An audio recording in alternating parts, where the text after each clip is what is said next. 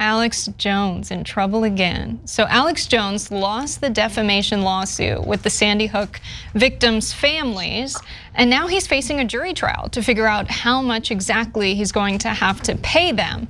And ahead of this trial, Alex Jones's lawyers made a really unusual request. Here's what they filed in a motion on Tuesday. Evidence on the topics of white supremacy and right-wing extremism is not relevant to the issue that will be before the jury and would also be unfairly prejudicial and inflammatory to Jones. Evidence related to those topics is irrelevant, would be an attack on Jones's character, and play to the emotions of the jury and distract from the main issues. Of course, members of the jury, maybe they've been on the internet or Googled Jones once or twice. But anyway, Jones's attorney said it is a transparent effort to smear the defendants by associating them with unpopular ideas and people which themselves are not a part of this case. The document specifically mentions two potential witnesses, the lawyers for Sandy Hook's parents, those who brought the cases before the court may call upon Dr. Heidi Beirich, who formerly led the Southern Poverty Law Center's intelligence project, and Oren Segal, the vice president of the Anti-Defamation League's Center on Extremism. And so this is all a part of a larger effort by Jones's attorneys to ensure, that his character isn't slandered, right? They want to make him look like a good guy and rehabilitate his image. And sadly, this strategy might actually work. There's precedent for people doing exactly what Jones's attorneys are doing. If the judge does rule that this evidence cannot be included in the trial, it wouldn't be the first time that ties to far-right extremists have been banned from a courtroom. For example, the judge presiding over Kyle Rittenhouse's trial banned prosecutors from bringing forward evidence that he posed with the Proud Boys. And yesterday, some new court documents were released from Jones's lawsuit, and those documents covered his deposition, and he denies any responsibility, for the suffering, for the families that were affected by him calling Sandy Hook a host. And we have some excerpts from that transcript of his deposition. Jones said, "No, I don't accept responsibility, of course, because I wasn't trying to cause pain and suffering.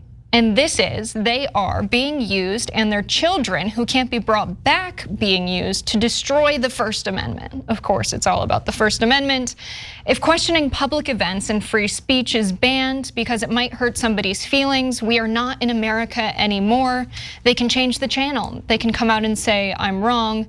They have free speech. Well, Alex Jones has been using his free speech to spread right-wing nationalism and extremism. He's an advocate for white supremacy, and I think he should face the consequences of his actions. Cenk, what do you think? So first of all, to Alex Jones, congrats. They're going to share your First Amendment thoughts with the jury. Problem solved, right? You have a right to say them. We also have a right to record them, and we have the right to use them in legal proceedings. They always use this like First Amendment, like, oh, I've got a right to have an opinion, so you have to agree with it. No, I don't. That's not how opinions work, right? And in this case, this is a novel one. I have a right to have an opinion. That's why you're not allowed to share it with anyone else. Wait, how is that part of the right? It's just a thing you made up. All right, now in this case, though, it's a legal proceeding, so there's nuance to it, as Jessica explained. I'm gonna give details on that in a second too. But get a load of what they are quite literally saying. If you show the jury how prejudiced our client is, it will prejudice the jury against our clients. Oh, now Alex Jones is worried about prejudice. Okay, I mean, what an unbelievably ironic argument. Now, look, if the jury finds out that he's an incredible racist, they might not like him. Well, is he an incredible racist? Yeah, I know, that's why we don't want to show him. Okay, and remember, his lawyer makes it sound like, oh, they're just gonna randomly talk about these right-wing groups and these extremist groups and these racist groups. I mean, in the middle of our trial for no reason. No, that's not how it works. They're gonna talk about those groups in connection to Alex Jones.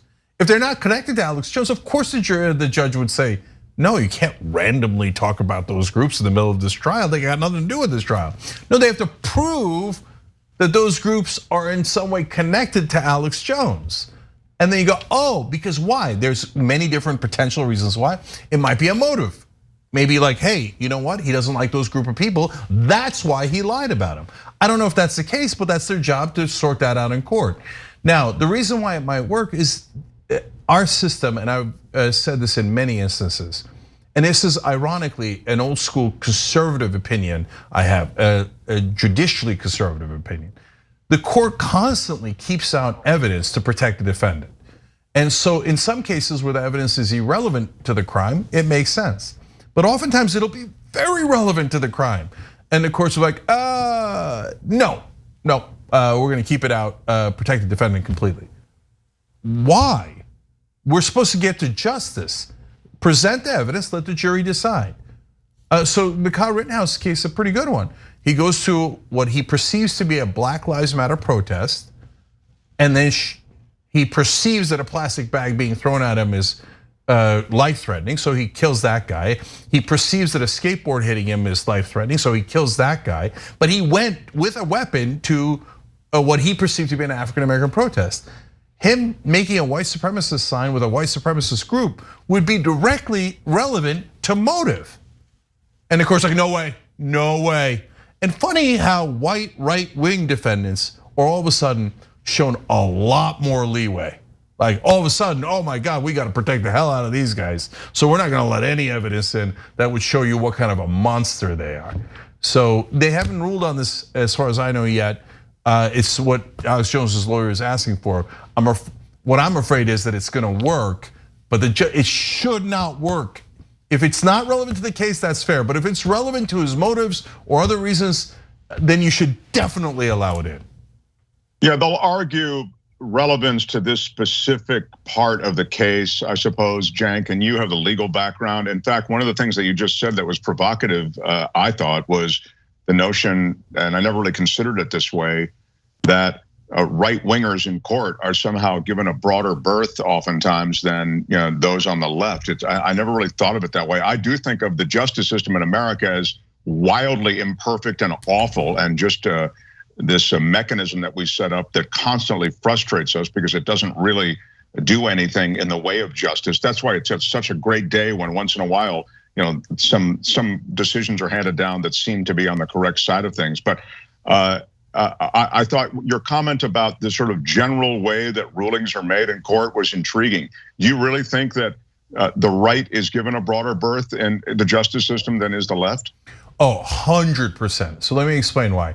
And it's not just the right wing. It depends on who the judge is and how much they empathize with the defendant. They're human. They make those kind of judgment calls all the time. That's why when you had a Stanford student who raped someone behind a dumpster, the judge said, oh, he already lost his swimming scholarship. Because the judge thinks, there but for the grace of God goes my son. And I wouldn't want him being, suffering for just a little rape behind a dumpster. And so they gave a very, very, very light sentence. The case in I believe Ohio, where the kid claimed affluenza, that he was so rich he didn't know the consequences of his actions. The judge said yes, that was a real defense, and he got off. Now why? Because the judge is rich, and the judge empathizes and goes, oh yeah, my kids don't know the consequences of their actions either. Oh, you're totally innocent, go, right? Kyle Rittenhouse's judge was, in that case, it was more political. That judge was obviously massively right-wing. Whatever the prosecutors offered, all of a sudden, this conservative judge was like, no to everything the prosecutors say. Oh, defense, oh, I love the defense. Oh, all of a sudden, conservative judge loves the defense. No, that was one of the most biased judges I have ever seen. So now, are there a lot of poorer judges? No. So even if you leave race out, do poor defendants have a tougher time with the massive bias that judges have? Yes, they do. I think it's a huge problem that when people imagine the courts, and I'm guilty of this as well, it's this like institution that we imagine in our heads, but it's really up to people. people who are judges, it's up to people to enforce the law. And you think about what it takes to become a judge. Law school's expensive. You have to get good grades all the way up to the point of getting into good schools. You have to go to good schools to get into good law schools and then go on to become a judge and get good clerkships before that. And so people who are wealthy have the upper hand there. Wealthy people who grew up with money become judges. They're probably going to sympathize with people exactly like the rapist in the Stanford case. And that's really unfortunate. But something that Cenk said, and I'm glad we have you here because you have a legal mind, and I was curious what your thoughts would be on this, but I really like the argument that it's a part of the larger motive for Kyle Rittenhouse to show up with a gun. It's a part of his larger motive. He's a right-wing extremist, and that's exactly why he was there that night. That's exactly why he shot those people. His life was absolutely not in danger. We all know that. The judge absolutely did an awful job giving jury instructions in that case, and I'm sure if we had a better judge, it would probably be a different result. But also, Alex Jones had a larger agenda here. He's a right-wing extremist. He wants people to have guns like crazy in the United States of America. And he was following a political agenda by saying that Sandy Hook was a hoax. So it does play into motive. And I hope the prosecuting attorneys are watching the show tonight and heard you make that argument. Yeah, you're right. I think that's one of the more compelling cases I've heard for that being admissible. So yeah, bravo. So my favorite part of the story is when you guys complimented me on my legal background. Okay. So the one last thing, Cenk, can I say one last thing? I keep thinking, well, where is Alex Jones getting all this money? I mean, these are expensive judgments that are being brought against him, and this is an expensive process, the legal process. He has anonymous donors who are sending him money. So there's a well-funded right-wing blast furnace of hate that is throwing considerable amounts of money Alex Jones's way for these legal fights and beyond. You know what, Mark? I'm gonna use my legal mind one more time, okay? So, but seriously, that's such a great point because if I was the lawyer, I would also argue, look, Alex Jones declared fake bankruptcy and the judge wouldn't let him because he's trying to hide his money, but that's not his only source of money. We talked about how he scams his own viewers, saying, oh, you're gonna lose, your male vitality. Oh, look at you, lucky for you, I have male vitality pills here, right? So that's how he gets a lot of his money. But now, to Mark's point, there's anonymous people sending him millions of dollars through Bitcoin.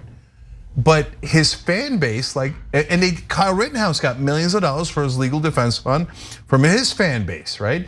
But the fan base, if they can prove it to be linked to those extremist groups or linked to right-wing groups that are in that category or linked to just racists, well, that's funding Alex Jones. That would be totally relevant to the case. So that's why it's important to have a real decision here.